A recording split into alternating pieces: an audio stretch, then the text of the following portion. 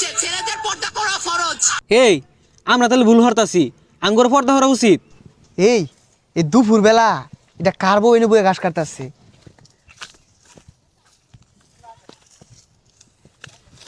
এই সুন্দরী, হাঙ্গা বইবে নাকি? এ সর্বনাশ, সাগরের বাপ দু চরিত্র এটারই রুম খারাপ।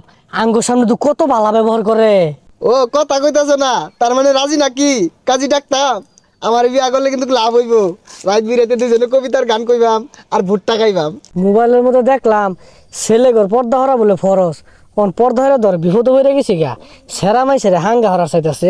এই যে হুন, আমার হাঙ্গা হলে তোমার আর ঘাস কাটু লাগতো না, ঠ্যাঙ্গের রূপে পাও তুই লেখাই পাইবা। এই সরে বাচ্চা লাগে আর থাউন যাইতো না, যাই গিয়া।